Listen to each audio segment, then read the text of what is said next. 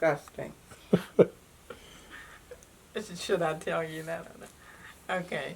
We were living. She was a baby, and she had a problem with I was her allergic to milk. She was allergic to milk, and her brother was in Ranson school, and so one day he came. He's like, "What are all these boys?" He brought his classmates, about 3 or 4 of them, in to watch her throw up. I said, because she was in the bassinet. And they were all around her. He said, "Watch it, it'll come up, it'll come up." Because when she would throw up, it was like a funnel that came up like that because she couldn't tolerate milk. No. But it was a big thing for the brother. That's the story she tells. That's the story. She didn't tell you about when Kennedy got assassinated. I was waiting on you to tell that. How the school brought y'all together. But my throwing up. Legend. Thank you. So you were in school when the president was assassinated, right? We're going to go back to school for a second. Okay. So 63, so you would have been like in 10th grade maybe? Yeah. Yeah. And you were in class, and that's when you heard. We heard it, and everything just stopped, and it's like, we couldn't believe it, that something like that would happen. But they brought them together in the gym. So they brought everybody into the gym to tell you? Yes, and let everybody know and everything like it.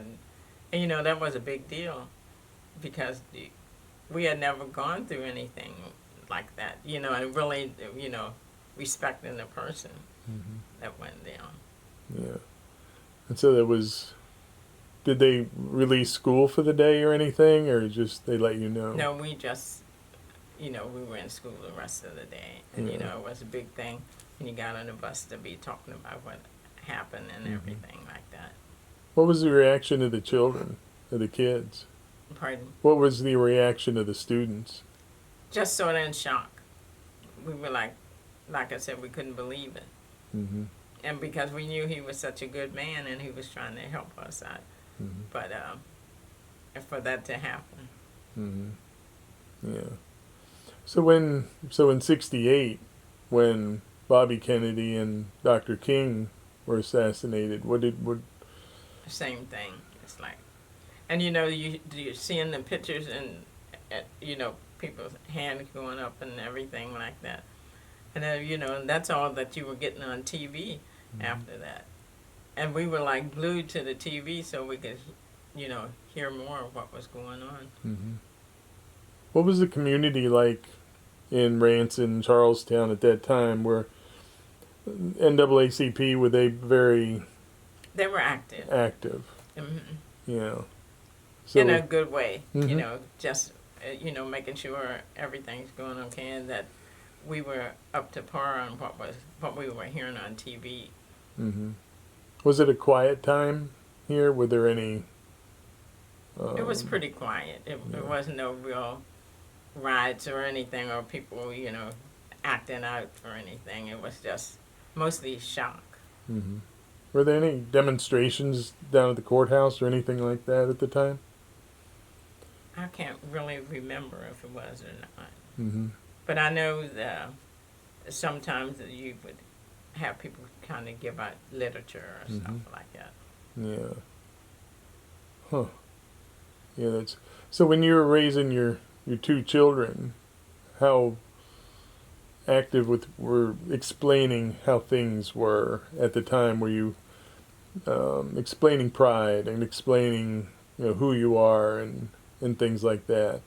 Were you like Coach Taylor? Were you telling them what was going on in the world at the time, or? Yeah, I was always like that. Yeah. I always told them because I didn't want them to be shocked. Hearing stuff from somebody else, the wrong thing. Mm-hmm. So we were always up to par on what was going on, and you can ask her; she would know that we always told them the truth about what was going on. Yeah. And it's better to come from us than to hear it from somebody else. Mm-hmm. And with the going to church and everything, they got a good background too on what was going on. So in Charlestown, by that time, most of the stores and everything were open, right? I mean, it wasn't like even a few years before that, like at the restaurant, you didn't have to go in the side door, or at the theater, you didn't have to go in the back up there and things like that, right? Well, for a while, you know, they had a section, you know, the black people Mhm. be up here and the white, but then that changed. Everybody just sort of mixed together. You sit wherever you want. Yeah, and there wasn't any big announcement. It just sort of transitioned, right? No, Yeah, it wasn't like, not that I can recall. yeah, It just sort of gradually. gradually changed. Yeah. You think there was this area because of the either agriculture or whatever was, I mean, like you said, there's no big demonstrations. It was just things sort of transitioned, but it took a while, right? Yes. I mean, we were talking before that, you know, Brown versus Board is 54, right? Mm-hmm. And then here in 65, you're still at a all-black school. So it took a while. It took a while to get there. Yeah. So it's, you know, who's to say good or bad at that point, you know, because it was a transition Mm-hmm. and it's, Because, you know, later in the years, the school buses didn't just have a black school bus driver that went and picked up the black kids, and then the mhm, other bus picked up the white kids. We were all getting on the same bus. same buses. Yeah. Huh. Was that any issue on the buses as far as you knew? Pardon? Was there any issue on the buses as far as you knew? Not that I know of. You know, Yeah. every once in a while, you know, somebody might be mad at somebody or Mhm. something like that. Might call a name, but no big Yeah. to do to talk about. Yeah.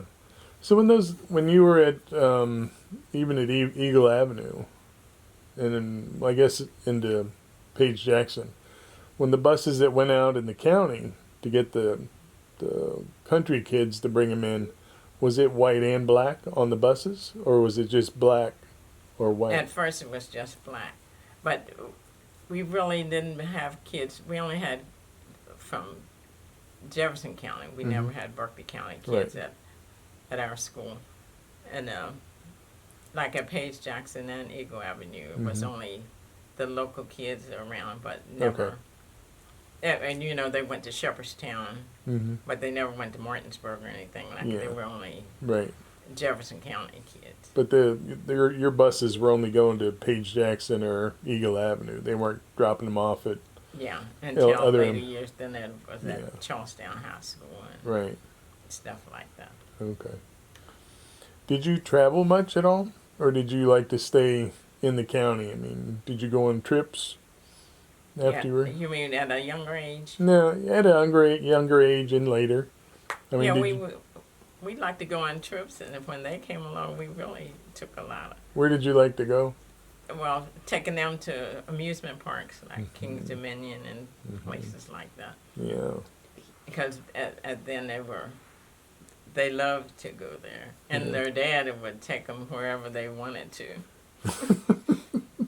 And the beach. And the beach? Did you like going to the beach? Yes. Yeah. So what other stories is she missing? She's missing quite a bit. Okay. She's shy. I think you should discuss more of like how when you were in the school and you had those clubs and groups, how sometimes the community was reluctant to allow you guys to be awarded properly and participate. And your principal, Mr. Dandridge, intervened a lot, and at one point took a lot of the overachieving students and their artwork, because she did art and things, to the board office and showed them that black kids were equally and able, Mm-hmm. and really pushed for them. And they had some great teachers, and some of their teachers were from different places. I know you'd asked that. Remember, you had a couple teachers that came here from New York and stuff just to teach at Page Jackson, because it was an opportunity. Mm-hmm. And things like that. They came here a lot more. And you guys had a band, Mm-hmm. and And stuff. got more uniforms. And everything. Secondhand, of course, and they would get them together. And the parents were so involved in the school, it wasn't just drop them off and leave them. They had to do things, fix uniforms, have bake sales. You know, they were very much duty driven to get them through. You know, my grandmother would talk about bake sales and doing this, and then being in protect mode to be that barrier for them. And I was impressed with my grandparents, both sets, with that, you know, that diligence of it all. I just think that it was such a insulated capsule, but it prepared them at the same way, if that makes sense. And I think a lot of the boys went to the military because it was a safe space, and they could get rank, and they could make money, and they could take care of their families. That was an opportunity, because if you were able to meet a lot of them, they all were veterans. You know, you can't say that anymore. I can't say that about people I went to school with. And I think that was something that was different. You know, the military was kind of your only opportunity. Was for a long time. For a long time. To be established. And my dad was in the Army and became a paratrooper and a sergeant and things like that, and came home with pride, but also never talked about it with us. We learned more about his military experience, his children, when he died and his unit came back to say, and he was the only black man in his unit. And for him to be the sergeant and to have that brotherhood and then come back to racism, to experience that. And like, he was in country when King died. Oh my gosh. And the Viet Cong had dropped literature saying they killed your leader, you ought to kill these white men, blah, blah, blah. And he said, you know, we had no idea what was true and what was propaganda. And then they because, you know, they're in country, they're in Fan Viet. And then they finally got the truth, and they were devastated. He said, it's like, my family's here, my wife and son, what am I coming home to? And then he gets off a plane in California and gets spat on. You know, it was one thing to be a baby killer and be the same as everybody. And then it was something else to be a black man. He gets to the base in Georgia, and they're all together, and he can't get a cab. So his buddies say, we don't want a cab either. And they all walk back to base. And he said, here I have just come back fighting for my country with my brothers. And here I am back. All we wanted to do was get back. And this is what I come home to. And that's what they fought for. And that's what I fought for. And he said, we're in full dress greens. Doesn't matter.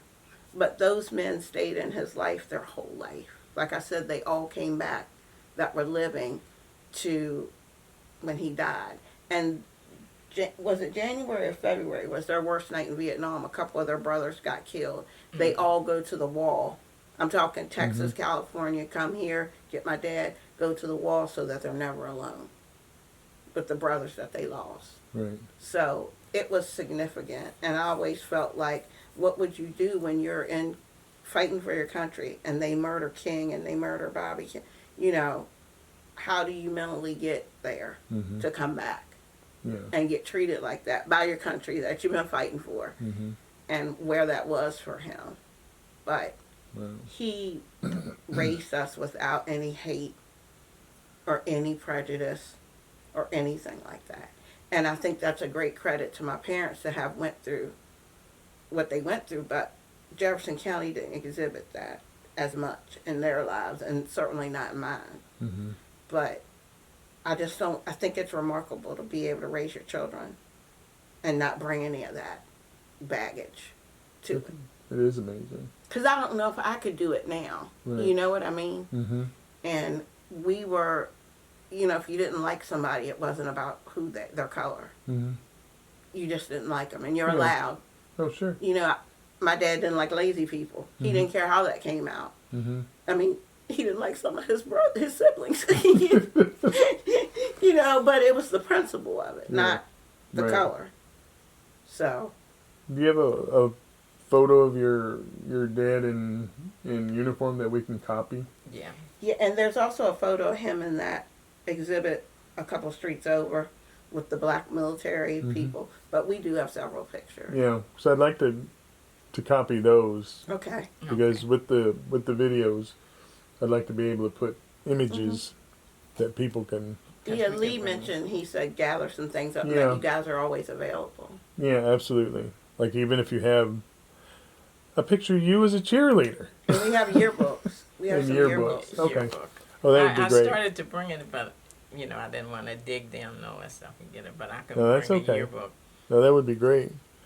That's a great. I thank you for sharing. I'm sorry. That was just something I felt. No, that's extremely important. And we have, even though you're on tape, you're being recorded, so that as a transcript would be a great addition to the collection. So. And she kept us. I have to say my mom, because my dad worked second shift. Mhm. You know how that was back then. Yeah, And I did that. yeah, he worked. Well, he retired from General Motors, but he worked second shift almost all my childhood until I got in high school. And we were kind of like, "What's this thing sitting on the couch when we get home? Yeah, that's Who right. are you, Who's buddy? that? You're looking all. You're disrupting the plan, the flow. Okay, this is what we do." Because he was just like wanting the 4-course meal, wasn't he? We were like, "Oh, we're having a salad, buddy. Like, go." Because my brother had moved, and it was me and Mom. We were just like, "Oh, it's home again, wanting to eat. This is not working." But she kept us involved in activities and things. And like, my dad was a scout leader for a while, but a lot of times my brother and I were still the only blacks in things. Like in gymnastics, I took dance at Betty Lou's in Harper's Ferry, and it was like 3 of us. So you weren't making the big strides, and Right. you know what I mean, and that type of thing. But she kept us out there. Okay, it's okay. You're the only one. Go for it. Yeah. You know, and that probably more than anything has shaped me, and even with my own daughter. And it was sad to me with my own child that we were still sometimes the only one. I'm like, this is Charles. Come on. Yeah. It was one thing for me, but it's not okay for you to be going through this. Never facing any racism, but just the idea of it. You know, there's still strides to be made. Like, come on, what are you doing? Yeah. And I know that falls into economics as Sure. well, and different things, but that's one thing I don't see in the county. Wouldn't want to live any other place in West Virginia, trust and believe. Been all over the state. But there's still things I don't see. That, and I know they're there because we're going to school with you. Yeah. Why aren't you in greater involved? Yeah.